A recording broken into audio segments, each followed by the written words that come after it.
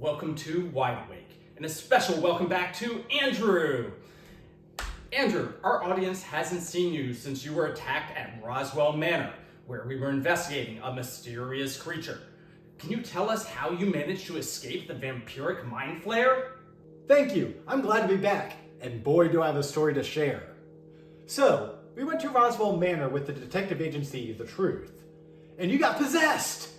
Luckily, I was wearing my tinfoil hat and used it to disrupt the possession. When I went to get you some medicine, the creature attacked and bit me. He commanded me to take off my clothes and flee. So, I ran away. Man, I could have sworn it was aliens that helped you escape. We found a body wearing your shirt, and, as we all know, aliens often leave decoy bodies when they abduct people.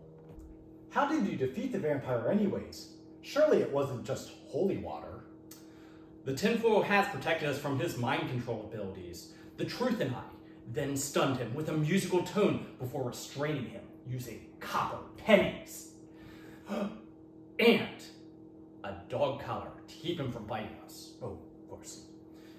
Finally, we stabbed him with the ultimate weapon. What kind of weapon was this? It was a trident-like weapon, but far more sophisticated. One prong was a straw that drained him of blood, and another had cinnamon. That acted like a poison when injected into his stomach.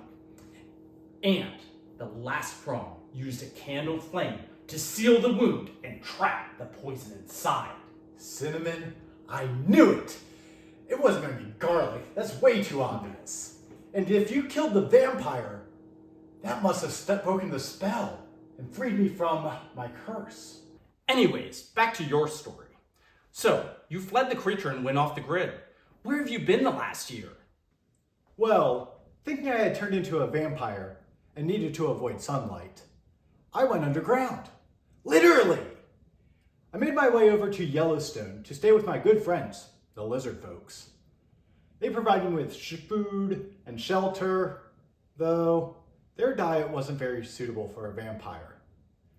Did you know that lizard folks primarily eat cockroaches? Eek, that sounds awful. If the lizard folk were providing safe harbor, how did you end up at Bannister Asylum? Were you betrayed? No! It's a shame that lizard folks are stereotyped as untrustworthy. They are extremely kind people. They even offered me their blood. But if you thought cockroaches tasted bad, cold blood is so much worse.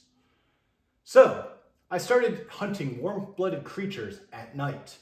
And one night, I was caught in the act and ended up at the Bannister Asylum until you and the Truth found me. You were at the asylum for quite a while. What was it like? Did you try to escape? Were you injected with the T-virus? It was quite nice. The food was fantastic. I considered escaping at first, but when I saw Roswell's name on a plaque, I knew I was in safe hands. Besides, Dr. Carter's treatments were successful at curbing my craving for blood, and no injections were used. Honestly, it wasn't until you arrived and we learned about the brain chips that I realized I had been in danger this entire time. Well, we are glad to have you back. And that you didn't turn into a zombie or a robotic vampire. Would robot vampires need blood or oil? A question for another day. Thank you for joining us on this episode of Wide Awake. Until next time, remember to stay wide awake. Because the truth never sleeps.